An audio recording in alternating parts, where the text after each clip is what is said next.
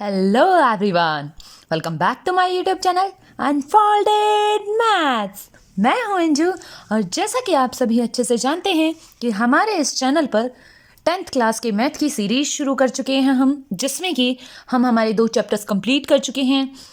Exercise 3.1 with examples complete कर चुके हैं और साथ ही साथ एग्जाम्पल्स 3.2 के भी हम कंप्लीट कर चुके हैं। हम एक्सरसाइज 3.2 के फर्स्ट क्वेश्चन के सारे पार्ट्स को कर चुके हैं हमारी प्रीवियस वीडियो में। अब हम क्वेश्चन नंबर 2 से शुरू करेंगे, जो कि एक्सरसाइज 3.2 का है। आई होप आपको पीछे जितने भी एक्सरसाइज हैं, एग्जाम्पल्स हैं, सारे क्वेश्चंस विद कंसेप्ट समझ आए होंगे। और अगर अभी भी आपको उनसे रिलेटेड कोई डाउट है तो आप कमेंट सेक्शन में पूछ सकते हैं। आपको मैं उसका रिप्लाई भी करूंगी और आपके डाउट सॉल्व भी करूंगी। तो बिना देर करते हुए आइए हमारी आज की वीडियो स्टार्ट करते हैं, जिसमें हमारा सेकंड क्वेश्चन है सॉल्व 2x + 3y = 11। हमें इसको सॉल्व करना है और साथ ही साथ 2x - 4y = -24, यानी कि 2 इक्वेशंस हमें दी हुई हैं जिन्हें हमें सॉल्व करना है। And hence find the value of m for which y = mx + 3। और उसके बाद जो रिजल्ट आएगा उससे हमें क्या करना है, y = mx + 3 में पुट करके हमें m की वैल्यू फाइंड आउट करनी है। तो हम सबसे पहले क्या करेंगे, the given pair of linear equation is, हम सबसे पहले करेंगे कि इस पेयर को हम कैसे लिखेंगे। ये फर्स्ट इक्वेशन होगी, ये सेकंड। इसमें हमें कहीं भी शो नहीं किया गया है कि हमें यहाँ पे कौन सा मेथड यूज़ करना है, सब्स्टिट्यूशन, एलिमिनेशन या तो फिर ग्राफिकल मेथड। आप तीनों मेथड्स के बारे में पढ़ चुके हैं। सब्स्टिट्यूशन मेथड और ग्राफिकल मेथड के बारे में आप पूरी डिटेल में पढ़ चुके हैं और एलिमिनेशन मेथड के बारे में हम नेक्स्ट वीडियो में पढ़ेंगे, जिसमें कि हम एग्जाम्पल 3.3 के शुरू करेंगे। इसमें हमने 2 इक्वेशंस ले ली। इस इक्वेशन को हमने नाम दे दिया इक्वेशन नंबर फर्स्ट और इसको हमने नाम दे दिया इक्वेशन नंबर सेकंड। जैसा कि आप सभी जानते हैं कि सब्स्टिट्यूशन मेथड में हम सबसे पहले एक वेरिएबल की जो वैल्यू होती है उसको फाइंड आउट करते हैं और फिर उसको सेकंड इक्वेशन में रखते हैं। हमने इक्वेशन 1 से यहाँ पे x की वैल्यू फाइंड आउट की। इक्वेशन नंबर 1 है 2x + 3y = 11। हमें x की वैल्यू निकालनी है अगर, तो हम x की टर्म्स को एक साइड रखेंगे और y की टर्म्स को राइट हैंड साइड ले जाएंगे कांस्टेंट के साथ। तो हमारे 2x की वैल्यू आ चुकी है ये। तो हम x की वैल्यू जब निकालेंगे 11 - 3y/2 आ जाएगा, यानी कि जो x का कोफिशिएंट है वो भी उधर डिवाइड में चला जाएगा। इसको हम नाम दे देंगे इक्वेशन नंबर 3 का। नेक्स्ट हम क्या करते हैं, इस वैल्यू को सब्स्टिट्यूट करते हैं x की जगह। किस इक्वेशन में x, जहाँ पे x है सेकेंड इक्वेशन में, वहाँ पे हम ये वैल्यू रख देंगे x की 11 - 3y/2। तो ये हमारी सेकंड इक्वेशन है, इसके अंदर हम x की जगह रखेंगे हम 11 - 3y/2 - 4y = -24। यहाँ से हम 2 से 2 कैंसिल कर सकते हैं। यहाँ बचेगा हमारे पास 11 - 3y - 4y = -24। हमें पता है -3 और -4 दोनों जुड़ जाएंगे तो -7y आ जाएगा। इधर से यहाँ -24 है, यहाँ ये प्लस का है 11। इसको अगर हम राइट हैंड साइड लेके आएंगे तो -24 - 11 आ जाएगा, जो कि हमारा हो जाएगा यहाँ पे -75 = -35। जहाँ से हमारी y की वैल्यू क्या आ जाएगी, ये माइनस से माइनस कैंसिल हो जाएगा। और y को जब हम 35 से, यहाँ इधर अगर y को 35 से हम 7 को डिवाइड करेंगे तो ये हमारी वैल्यू आ जाएगी 5। दैट मीन्स y की वैल्यू हमारे पास आ चुकी है 5। लेकिन y के साथ हमें वेरिएबल x की वैल्यू भी चाहिए, जिसके लिए हम क्या करते हैं, जो हमारी y की वैल्यू निकली है इसी वैल्यू को हम क्या करते हैं, इस इक्वेशन में पुट करते हैं इक्वेशन नंबर 3 में, जिससे हमारी x की वैल्यू निकल जाए। Put this value in equation number 3। 11 - 3y, y की वैल्यू हमारे पास 5 है, हमने पुट कर दी है। यहाँ से इक्वल टू 2 आ गया, तो यहाँ से x की वैल्यू हमारे पास क्या आ गई, 11 - 15/2, यानी कि यहाँ से -4/2 विच इज इक्वल टू -2। तो x की वैल्यू हमारे पास -2 आ चुकी है। अब हमारे पास दोनों वेरिएबल्स की वैल्यू तो निकल चुकी है, लेकिन फाइनली हमें पूछा क्या है, find the value of m for which y = mx + 3। तो हम क्या करेंगे, y = mx + 3 ले लेंगे। इसको इक्वेशन नंबर 4 का नाम दे दिया हमने। अब इसमें हमने x और y दोनों की वैल्यूज पुट करनी है और यहाँ से m की वैल्यू फाइंड आउट करनी है। हमने इस वैल्यू में पुट की x और y की वैल्यू। x की वैल्यू थी -2, यानी कि y की वैल्यू थी हमारे पास 5, तो y की value 5, m as it is. x की वैल्यू हमने रख दी -2 + 3। यहाँ से जब हम m की वैल्यू निकालेंगे तो हमारे पास क्या आ जाएगी, यहाँ से जब हम इस 3 को लेफ्ट हैंड साइड लेके जाएंगे 5 - 3 = -2m। यहाँ से फिर अगर इसको सॉल्व करेंगे तो आ जाएगा 2 = -2m, यानी कि m = 2/-2 which is equal to -1। यहाँ से हमारे पास m की वैल्यू हमारे पास ये सॉल्व करने के बाद जब यहाँ से हम करेंगे 5 - 3 = -2m, यहाँ से ये हो जाएगा 2 and -2m as it is. तो उसके बाद क्या होगा, यहाँ से इस -2 को उधर ले जाएंगे, m = 2 / -2 which is equal to -1 and then m की वैल्यू हमारे पास -1 आ चुकी है जो कि हमसे पूछी गई थी। नेक्स्ट है हमारे पास क्वेश्चन नंबर 3 जिसमें कि हमें यही सब्स्टिट्यूशन मेथड यूज़ करना है और इसी से हमें जो हमारी स्टेटमेंट्स दी गई हैं उनको सॉल्व करना है। लेकिन सॉल्व करने से पहले हमें दी हुई जो हमारी स्टेटमेंट है उसको हमें इक्वेशंस की फॉर्म में लेकर आना है, जिससे कि हम 2 इक्वेशंस ला सकें और उनको सब्स्टिट्यूशन मेथड से सॉल्व कर सकें। तो आइए स्टार्ट करते हैं। हमें बोला गया है the difference between 2 numbers is 26, यानी कि हमें इसके लिए चाहिए 2 नंबर। और उसके बाद हमें उलझाया गया है नंबर्स में, the difference between 2 numbers is 26, यानी कि 2 नंबर्स के बीच का जो डिफरेंस है वो हमारा 26 है, जिसमें से हमें बताया गया है कि एक नंबर जो है 1 number is 3 times the other, यानी कि एक नंबर दूसरे नंबर से 3 गुना है। तो फाइंड दैम, उनको फाइंड आउट करना है। हम क्या करेंगे, let first number is equal to x and let second number is equal to y। हमने दोनों नंबर्स को मान लिया। अकॉर्डिंग टू क्वेश्चन हमने क्या किया कि दोनों नंबर्स का जो डिफरेंस है यानी कि x माइनस y, इन दोनों नंबर्स का डिफरेंस जो है हमें 26 दिया हुआ है। नाउ हमें बोला गया है कि फर्स्ट नंबर जो है, एक नंबर हमारा 3 टाइम्स है सेकेंड के, 1 number is 3 times the other and find them. हमने दोनों इक्वेशंस बना ली हैं, जिसमें से हमने इसको नाम दिया इक्वेशन नंबर 1, इसको नाम दिया इक्वेशन नंबर 2। अब हमें x या y की वैल्यूज़ निकालने की ज़रूरत नहीं पड़ेगी सब्स्टिट्यूशन मेथड से। क्यों? क्योंकि हमारे पास एक बार ऑलरेडी x की वैल्यू y की फॉर्म में दी हुई है। तो हमें, जैसे हम 2 इक्वेशंस में से क्या करते थे, पहले एक वेरिएबल की वैल्यू निकालते थे और उसको इक्वेशन में पुट करते थे। तो इसमें x की वैल्यू ऑलरेडी दी हुई है हमारे पास 3y। हमने क्या करना है, इस वैल्यू को फर्स्ट इक्वेशन में पुट करना है। Put the value of x in equation number 1। इसमें अगर हम पुट करेंगे तो क्या आ जाएगा हमारे पास, x की जगह हमने कर दिया 3y minus y is equal to 26, यानी कि 2y इज इक्वल टू 26 और यहाँ से y की वैल्यू हमारी आ जाएगी 26/2 which is equal to 13। y की वैल्यू हमारे पास 13 आ गई है। यहाँ जब हम y की वैल्यू 13 रखेंगे, put this value of y in equation number 2, तो हमें क्या मिलेगी, 13 3 = 39। जैसे कि यहाँ पे हम क्या करेंगे, x equal to 13 × 3 which is equal to 39। तो x की वैल्यू हमारी आ चुकी है 39 और y की आ चुकी है हमारी 13। और अब हमें जो 2 नंबर्स पूछे थे वो यही हैं। एक नंबर हमारा हो गया 13 और एक नंबर हो गया हमारा 39। सेकेंड पार्ट जो हमें दिया गया है थर्ड क्वेश्चन के, इसमें क्या बोला गया है, the larger of 2 supplementary angles exceeds the smaller by 18 degree, यानी कि 2 सप्लीमेंट्री एंगल्स दिए गए हैं। सप्लीमेंट्री एंगल्स हमें पता है कि क्या होते हैं। सप्लीमेंट्री एंगल्स का जो सम होता है वो हमेशा ही 180 डिग्री होता है।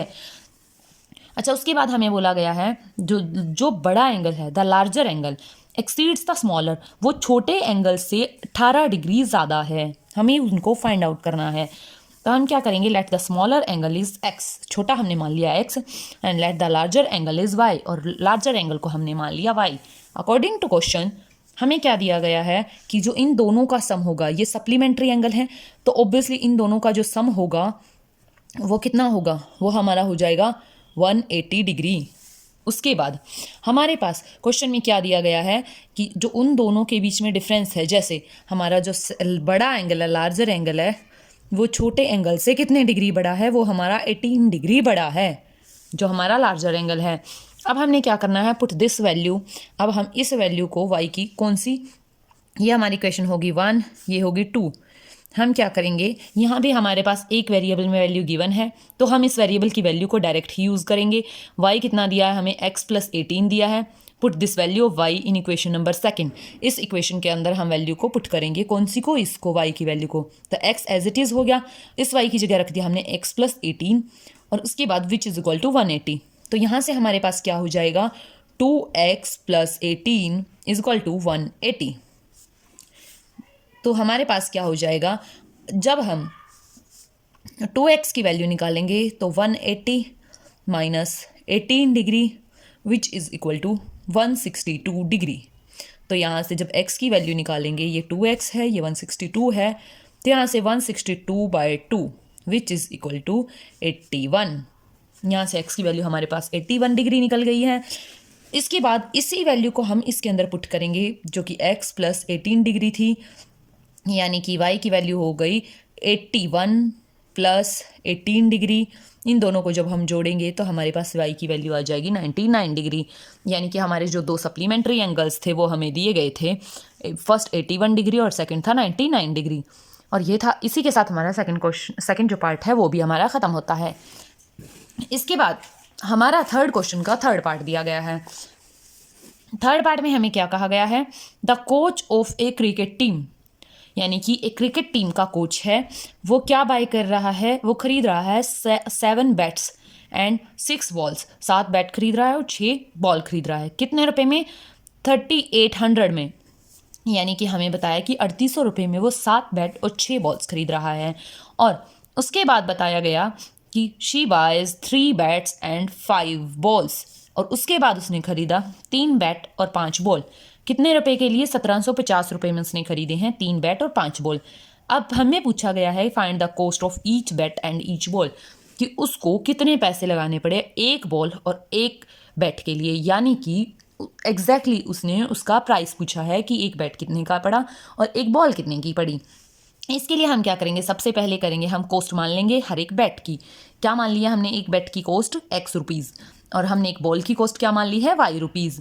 उसके बाद हमें जो भी दिया गया है क्वेश्चन में 7 बैट और 6 बॉल्स, इन दोनों के प्राइस को अगर हम जोड़ते हैं तो 3800 आ रहा है, यानी कि 7 बैट हैं, एक बैट का कितना है x रुपीज़, 7 बैट का 7x, और सिमिलरली यहाँ पे 6y, तो टोटल हमारा 3800 रुपये हो गया। ये हमारी हमने मान ली फर्स्ट इक्वेशन। सेकंड इक्वेशन में हमें बोला है 3 bats and 5 balls, 3 bats and 5 balls वो हमारे 1750 रुपीज़ के बन रहे हैं, जो कि हमारी इक्वेशन नंबर सेकंड हम मान लेंगे। अब हमारे पास दो इक्वेशंस हैं जिससे कि हम क्या कर सकते हैं, x की वैल्यू को निकाल सकते हैं। इक्वेशन नंबर सेकंड से हम पहले निकालेंगे, उसके बाद हम y की वैल्यू भी निकालेंगे। जब इससे हम इक्वेशन नंबर सेकंड से x की वैल्यू निकालते हैं, इससे हमारी क्या हो जाएगी, 3x equal to 1750 minus 5y which is equal to x equal to, यहाँ से हमारे पास होगी 1750 माइनस 5y अपॉन 3। ये हमारी x की वैल्यू होगी, इसको हमने नाम दे दिया equation number 3। Substitute this value of x in equation number 1। अब हम क्या करेंगे, इस x की वैल्यू को इक्वेशन नंबर 1 में रखेंगे।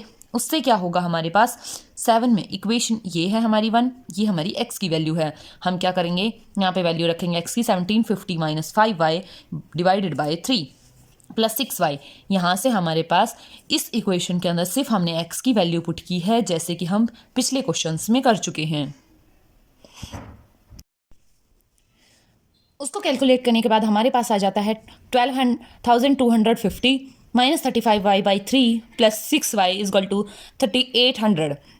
इसको हम जब कैलकुलेट करेंगे तो हमारे पास क्या बचेगा, एलसीएम लेके यहाँ से 3 6 हो जाएगा, यहाँ पे हमारा 18y, और इस 3 को हम लेके जाएंगे इससे मल्टीप्लाई करने, तो हमारे पास आ जाएगा 11,400। इसके बाद हम क्या करेंगे, y की टर्म्स को कैलकुलेट करेंगे तो माइनस 17y आ जाएगा। इधर से जब हम इन दोनों नंबर्स को कैलकुलेट करेंगे तो हमारे पास बचेगा माइनस 850। जैसा कि आप जानते हैं कि अगर इसको हम कैलकुलेट करते हैं माइनस से माइनस कैंसिल हो जाता है, और y क्या आता है हमारा 850 डिवाइडेड बाय 17, जहाँ से हमारे पास आ जाएगा 50। तो y की वैल्यू हमारी आ चुकी है 50, जो कि हम बोल सकते हैं कि कॉस्ट ऑफ ईच बॉल हमारे पास 50 रुपीज़ आ चुकी है। लेकिन हमें इसके बाद चाहिए कॉस्ट ऑफ ईच बैट। उसके लिए हम क्या करेंगे, put this value of y in equation number third. अब हमारे पास इक्वेशन नंबर थर्ड क्या थी, x is equal to 1750 minus 5y by 3। तो हम क्या करेंगे, 1750 माइनस इसको मल्टीप्लाई करेंगे जब हम 250 आ जाएगा, उसके बाद डिवाइडेड बाय 3, जहाँ से हमारे पास x की वैल्यू क्या आ जाएगी, इनको जब हम माइनस करेंगे तो हमारे पास आ जाएगा 1500। 1500 के को हम जब 3 से डिवाइड करेंगे हमारा आ जाएगा 500, x की वैल्यू हमारी आ जाएगी 500, यानी कि हमारा जो कॉस्ट ऑफ ईच बेट है वो 500 रुपीज़ था। इसके बाद हमारे पास जब हम क्वेश्चन नंबर 4 को करते हैं, यहाँ से हमारे पास क्वेश्चन नंबर थर्ड सॉल्व हो चुका है, कॉस्ट ऑफ ईच बेट और कॉस्ट ऑफ ईच बॉल आ चुकी है। नेक्स्ट है हमारे पास क्वेश्चन नंबर 4। क्वेश्चन नंबर 4 में हमें क्या दिया गया है, इसकी स्टेटमेंट को देख के बिल्कुल भी नहीं घबराना है। इसकी स्टेटमेंट को हम बिल्कुल ही सिंपल लैंग्वेज में ब्रेक कर लेंगे और उसके बाद इसको बहुत ही शॉर्ट मेथड से हम सॉल्व करेंगे।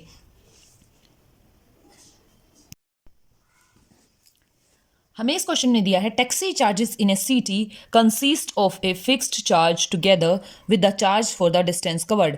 इन इस पूरी स्टेटमेंट को अगर आपको बिल्कुल सिंपल लैंग्वेज में समझाऊं, इन्होंने सिर्फ ये चीज़ कही है कि एक टैक्सी के चार्जेस लग रहे हैं, किस तरीके से लग रहे हैं कि कुछ एरिया के लिए उन्होंने फिक्स चार्जेस रखे हैं और उसके बाद जितने भी एक्स्ट्रा किलोमीटर आप चलते हो तो उसके पर किलोमीटर आपको कुछ चार्जेस देने पड़ेंगे। तो हमने क्या किया, हमने फिक्स चार्जेस मान लिए हैं इसके एक्स रुपीज़ और पर किलोमीटर जो चार्जेस थे वो वाई रुपीज़ मान लिए हैं। नेक्स्ट में ये क्या कह रहा है, for a distance of 10 kilometre, 10 kilometre के डिस्टेंस के लिए उसको 105 रुपये पे करने पड़ रहे हैं, यानी कि फिक्स चार्जेस तो उसे देने ही पड़ेंगे। उसके अलावा जो 10 किलोमीटर वो चला है 10y, तो उसके लिए जो टोटल चार्जेस उसने पे किए हैं वो 105 रुपीज़ किए हैं। और सेकेंडली उसने क्या कहा है कि नेक्स्ट के लिए जब उसने 15 किलोमीटर डिस्टेंस कवर किया है तो उसके लिए उसको 155 रुपीज़ चार्ज करने पड़ रहे हैं, यानी कि जो फिक्स चार्जेस थे वो और उसके साथ ही साथ 15 किलोमीटर के पर किलोमीटर चार्जेस टोटल मिला के उसको 155 रुपीज़ पे करने पड़े। यानी कि हमारी दोनों की दोनों इक्वेशंस रेडी हो चुकी हैं। हमारी इस पूरी स्टेटमेंट में सिर्फ यही कहा गया है और यही पूछा गया है कि उनके फिक्स चार्जेस और पर किलोमीटर चार्जेस क्या होंगे। तो इन्होंने क्या किया, इन्होंने किया कि फर्स्ट इक्वेशन हमने ये मान ली और साथ ही साथ हमने सेकेंड इक्वेशन ये मान ली। इसके बाद हम क्या करेंगे, finding values of x from equation number 2 we get, इसमें से सिमिलरली हम x की वैल्यू निकालेंगे जो कि बन जाएगी 155 माइनस 15y। उसके बाद सब्सटीट्यूट दिस वैल्यू, अब हम इस x की वैल्यू को कहाँ रखेंगे, इक्वेशन नंबर 1 में रखेंगे। इस वैल्यू को जब हम यहाँ रखेंगे तो हमारे पास क्या आ जाएगी, 155 minus 15y as it is plus 10y यहाँ लिखा जाएगा 105 एज इट इज़। उसके बाद 155 माइनस 5y इज टू 105, यहाँ से minus 5y as it is यहाँ रह जाएगा और इसको हम ले जाएंगे उस साइड तो ये हो जाएगा माइनस का, यानी कि हमारे पास ओवरऑल आ जाएगा, ये आ जाएगा माइनस के 50 और यही -5 रह जाएगा। उसके बाद हम क्या करते हैं, माइनस से माइनस कैंसिल हो जाता है और y इज टू 50/5 जिसको हम कट करेंगे तो हमारा आ जाएगा 10, तो y की वैल्यू हमारे पास 10 हो गई है। यानी कि उसको जो उसके पर किलोमीटर चार्जेस हैं टैक्सी के वो 10 रुपीज़ पर किलोमीटर हैं। अब यहाँ से y की वैल्यू जब हमने 10 निकाल ली तो हमें अब x की वैल्यू भी निकालनी पड़ेगी। तो हम क्या करेंगे, इस y की वैल्यू को रखेंगे हम इक्वेशन नंबर 3 में रखेंगे, जो कि हमारी इक्वेशन नंबर 3 ये थी। इसके अंदर जब हम y की वैल्यू रखेंगे 10 तो यहाँ से 155 माइनस 150 हो जाएगा, ये 155 माइनस 150, तो यहाँ से x की वैल्यू 5 आ गई, यानी कि जो उसके फिक्स चार्जेस थे वो 5 रुपीज़ थे। नेक्स्ट हमें इसी क्वेश्चन में लास्ट में पूछा है how much does a person have to pay for travelling a distance of 25 kilometre, कि अगर वही पर्सन उसी टैक्सी से 25 किलोमीटर का डिस्टेंस कवर करे तो उसको कितने पैसे चार्ज करने पड़ेंगे। अब हमें पता है जो फिक्स चार्जेस हैं वो 5 रुपीज़ हैं और पर किलोमीटर चार्जेस तो 25 किलोमीटर के लिए जो चार्जेस होंगे for 25 kilometre charges will be, जो हमारे टोटल चार्जेस फिक्स चार्जेस होंगे वो एंड प्लस 25 किलोमीटर के लिए पर किलोमीटर चार्जेस होंगे ये, यानी कि 5 plus 250 which is equal to 255 rupees हमारे जो होंगे वो टोटल चार्जेस उसको पे करने पड़ेंगे 25 किलोमीटर के लिए। फिफ्थ पार्ट में हमें बोला गया है a fraction becomes 9/11 if 2 is added to both the numerator and denominator, यानी कि सबसे पहले हमें एक माननी होगी फ्रैक्शन, हमने मान ली let the fraction is x upon y। अब हम अकॉर्डिंग टू क्वेश्चन चलेंगे। इन्होंने कहा है अगर हम न्यूमरेटर और डिनोमिनेटर में 2 ऐड कर देते हैं तो हमारा जो फ्रैक्शन हो जाता है वो 9/11 हो जाता है, यानी कि हमने न्यूमरेटर में भी 2 ऐड कर दिया, डिनोमिनेटर भी हमारे जो फ्रैक्शन थी वो हमारी 9/11 हो गई। और उसके बाद तो हम सबसे पहले इसको सॉल्व कर लेते हैं, इसको हम इक्वेशन की फॉर्म में कर लेंगे। इक्वेशन की फॉर्म में करने के लिए हम क्या करेंगे, इसको क्रॉस मल्टीप्लाई करेंगे। इसमें क्रॉस मल्टीप्लाई करने से क्या होगा, 11x प्लस 22, यहाँ से इसको मल्टीप्लाई करेंगे और इसको इससे मल्टीप्लाई करेंगे, 9 को y प्लस 2 से, इसको अंदर मल्टीप्लाई करोगे 11x प्लस 22 और इसको सिमिलरली ऐसे करेंगे 9y प्लस 18। यहाँ से हमारी 11x इधर इसको लेके आएंगे -9y, इसको इधर ले आएंगे और 22 को उधर लेके जाएंगे तो -4 बच जाएगा। इसको हम नाम दे देंगे इक्वेशन नंबर 1 का। अब हम क्या करेंगे, सेकंड कंडीशन हमें दी गई है कि अगर हम न्यूमरेटर और डिनोमिनेटर में 3 ऐड कर देते हैं तो हमारे पास जो फ्रैक्शन है वो हो जाती है 5/6। तो हमने यही काम किया। सेकंड कंडीशन में हमने क्या किया, हमारी जो अगर हमने न्यूमरेटर और डिनोमिनेटर दोनों के अंदर 3 ऐड कर दिया तो हमारी जो फ्रैक्शन है वो हो गई है 5/6। अब हम इसको भी सिमिलरली क्रॉस मल्टीप्लिकेशन से सॉल्व करेंगे। x प्लस 3 को मल्टीप्लाई करेंगे 6 से और y प्लस 3 को मल्टीप्लाई करेंगे 5 से, तो हमारे पास क्या आ जाएगी 6x प्लस 18 और 5y प्लस 15 हमारे पास ये इक्वेशन आ गई। इसको हम जब सॉल्व करेंगे तो 6x माइनस 5y, इसको हम उधर लेके जाएंगे तो 15 minus 18 which is equal to -3। ये इक्वेशंस आपको सॉल्व कैसे करनी है, ये इक्वेशंस आप हमारी प्रीवियस क्लासेस में कर चुके हैं। बहुत सारे क्वेश्चंस हम स्टेप टू स्टेप सॉल्व करवा चुके हैं, इसलिए यहाँ पर कुछ बेसिक स्टेप्स को छोड़ा गया है ताकि आप उसको खुद से कैलकुलेट कर सकें। अगर फिर भी आपको किसी स्टेप में प्रॉब्लम आ रही है तो आप मुझे कमेंट कर सकते हैं, मैं आपको उसको एक्सप्लेन कर दूंगी जिससे कि आपका डाउट सॉल्व हो सके। उसके बाद हमारे पास 2 इक्वेशंस आ गई हैं, हम उनको सब्स्टिट्यूशन मेथड से सॉल्व करेंगे। क्यों? क्योंकि हमें ऊपर ये चीज़ मेंशन की गई है कि हमें ये क्वेश्चंस जो हैं वो सब्स्टिट्यूशन मेथड से ही सॉल्व करने हैं। हमने क्या किया, इक्वेशन 1 से x की वैल्यू निकालेंगे हम। वो कैसे निकालेंगे, यहाँ से 11x minus 9y equal to -4। जब इसको उठाएंगे हम, इस 9y को हम ले जाएंगे राइट हैंड साइड को, तो ये प्लस में हो जाएगा -4 प्लस 9y। जब हम इस x की वैल्यू निकालेंगे तो इस 11 को डिवाइड में ले जाएंगे, हमारे पास आ गई x की value -4 plus 9y divided by 11। इसको हम इक्वेशन नंबर 3 का नाम दे देंगे। अगेन हम इस x की वैल्यू को सब्सटीट्यूट करेंगे हमारी इक्वेशन नंबर 2 के अंदर, जो कि हमारी है 6x minus 5y equal to -3। जब हम इस इक्वेशन को के अंदर x की वैल्यू को पुट करेंगे तो क्या होगा, 6x की वैल्यू आ जाएगी -4 प्लस 9y बाई 11 और आगे आ जाएगी -5y इक्वल टू -3। ये हमने इक्वेशन लिख दी। अब हम इसको सॉल्व करेंगे, 6 को मल्टीप्लाई करेंगे अंदर, 6 -4 से -24, 6 को 9 से करेंगे 54y divided by 11 as it is -5y equal to -3। अब हम लेंगे एलसीएम, एलसीएम आ जाएगा हमारा 11। इधर से हम क्या करेंगे, -24 plus 54y as it is, और जब इससे मल्टीप्लाई करेंगे हमारा आ जाएगा 11 multiply 5 which is equal to -55y। y हमारा इसके पास है, इक्वल टू आ जाएगा -3 divided by 11 as it is. अब हम इस 11 को क्या करेंगे, उधर लेके जाएंगे, तो हमारा हो जाएगा 11 3 जा -33, ये -33 आ गया। उसके बाद ये जो हमारा 54 माइनस 55 है, अगर 55 में से 54 माइनस करेंगे तो यहाँ 55 माइनस का है तो -y आ जाएगा हमारे पास, यहाँ -24।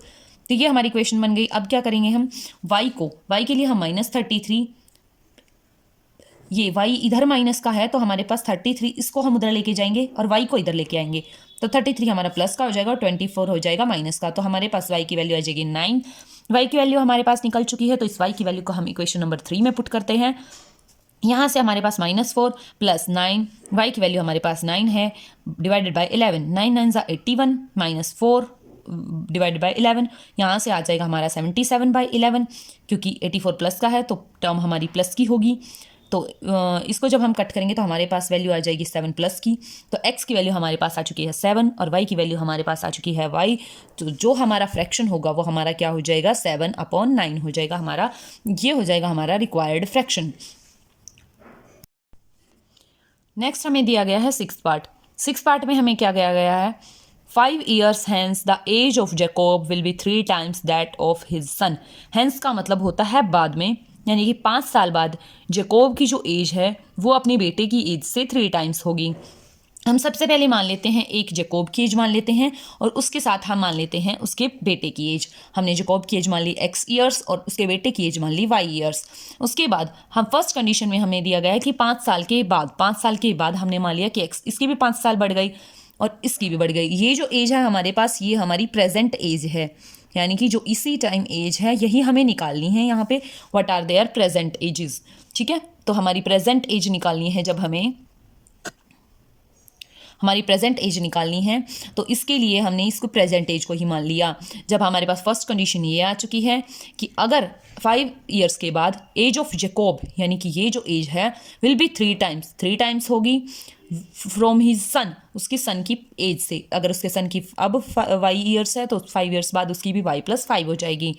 तो पहली इक्वेशन हम इससे बनाएंगे और सेकंड इक्वेशन के लिए हमारे पास दिया गया है 5 ईयर्स अगो, यानी कि अब से 5 साल पहले जैकोब की एज ये होगी और 5 साल पहले उसके बेटे की एज ये होगी y - 5। तो उन्होंने कहा है कि जैकोब की एज अपने बेटे की एज से 7 टाइम्स थी। ये जैकोब की एज 7 टाइम्स थी उसके बेटे की एज से।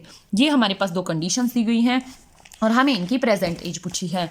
तो हम क्या करेंगे, जब हम इसको सॉल्व करेंगे x + y, यहाँ 3 को मल्टीप्लाई करेंगे अंदर 3y + 15, जहाँ से हम अगर सॉल्व करेंगे तो हमारे पास आ जाएगा x - 3y = 15 - 5। इसको इधर ले आएंगे और इसको इधर ले जाएंगे तो यहाँ से x - 3y = 10 आ जाएगा, जिसको हम इक्वेशन नंबर 1 मान लेंगे। नेक्स्ट हमारे पास सेकंड कंडीशन, हमने ये इक्वेशन बनाई थी जिसको हम जब सॉल्व करेंगे तो हमारे पास क्या आ जाएगा, x minus 5 equal to 7y, यहाँ से अंदर मल्टीप्लाई करेंगे -35, यानी कि x माइनस, इसको उधर ले जाएंगे, इसको इधर, क्यों, क्योंकि इससे हमारे पास एक इक्वेशन बन जाएगी यहाँ से, जब हमारे पास 35 -35 प्लस 5, हमें इक्वेशन बनानी है, यानी कि वेरिएबल्स को एक साइड करना है और कांस्टेंट्स को एक साइड करना है। आप इनको किसी भी मेथड से कर सकते हैं, इससे आपके आंसर पे कोई भी इफेक्ट नहीं पड़ेगा। आपको सिर्फ वेरिएबल्स को एक साइड करना है और कांस्टेंट टर्म्स को एक साइड करना है। जब ये माइनस करेंगे हम, ये आ जाएगा -30, इसको हम मान लेंगे सेकेंड इक्वेशन। अब जैसे कि हर एक क्वेश्चन में हम सॉल्व करते आ रहे हैं 2 इक्वेशन से, हम क्या करेंगे, फर्स्ट इक्वेशन से x की वैल्यू निकालेंगे। फर्स्ट इक्वेशन है हमारे पास x minus 3y equal to 10, तो हम क्या करेंगे, 3y को ले जाएंगे राइट हैंड साइड को, यानी कि इस 10 के अंदर उसको जोड़ देंगे। हमारे पास आ गया x equal to 10 plus 3y। उसके बाद हम क्या करेंगे, सब्सटीट्यूट करेंगे किस वैल्यू को, x के अंदर वैल्यू को सब्सटीट्यूट करेंगे, x की इस वैल्यू को हम सब्सटीट्यूट करेंगे इक्वेशन नंबर सेकंड में। तो हमारे पास क्या हो जाएगी, x minus 7y equal to -30, ये है हमारी सेकंड इक्वेशन। अब हमने x की जगह लिख दिया 10 plus 3y -7y equal to -30 as it is. उसके बाद हम क्या करेंगे इस इक्वेशन के साथ, इस इक्वेशन में 3y minus 7y which is equal to -4y। अब यहाँ से -30 और -10 इनको हम ले जाएंगे इस साइड, तो यहाँ से आ जाएगी -4y इक्वल टू -40। अब हमें पता है माइनस से माइनस कैंसिल हो जाएगा और y की जब वैल्यू निकालेंगे तो ये 4 हमारे इसके डिवाइड में आ जाएगा 40/4 विच इज इक्वल टू 10, यानी कि जो हमारे इस क्वेश्चन में जैकोब के सन की एज थी y ईयर्स, वो हमारे पास आ चुकी है 10 years. Present age of his Jacob son is 10 years. अब हमारे पास जैकोब की एज निकालनी है, उसके लिए हम क्या करेंगे, इस y की वैल्यू को रखेंगे हमारी इक्वेशन नंबर 3 में, जो कि हमारी इक्वेशन नंबर 3 ये है। इसके अंदर जब हम y को 10 रखेंगे तो 10 plus 3 multiply 10 which is equal to 10 plus 30 which is equal to 40। तो x की वैल्यू आ चुकी है 40, यानी कि जैकोब की जो प्रेजेंट एज है वो आ चुकी है हमारे पास 40 ईयर्स। और इसी के साथ हमारे थर्ड क्वेश्चन भी कंप्लीट होता है और साथ ही साथ हमारी एक्सरसाइज 3.2 यहाँ पे कंप्लीट होती है। तो ये थी हमारी आज की वीडियो। आई होप आपको मेरी वीडियो पसंद आई होगी, और अगर आपको मेरी वीडियो पसंद आती हो और आपको साथ ही साथ ये सीरीज़ पसंद आ रही हो तो इस सीरीज़ को सपोर्ट ज़रूर करें। मेरी वीडियो को ज़्यादा से ज़्यादा लाइक करें, मेरी ज़्यादा से ज़्यादा कमेंट करें, शेयर करें और मेरे चैनल को सब्सक्राइब करना बिल्कुल ना भूलें, ताकि मैं इस सीरीज़ को कंप्लीट करवाऊँ और साथ ही साथ आपके बोर्ड एग्ज़ाम्स से पहले सिलेबस के साथ साथ आपके 10th क्लास के एग्ज़ाम से रिलेटेड सारे के सारे PYQs, मॉडल टेस्ट पेपर्स, उनसे भी हम भरपूर प्रैक्टिस कर सकें, जिससे कि आप बोर्ड एग्ज़ाम में अच्छे से अच्छा स्कोर कर सकें। तो मिलते हैं हमारी नेक्स्ट वीडियो में, तब तक के लिए बाय बाय, टेक केयर।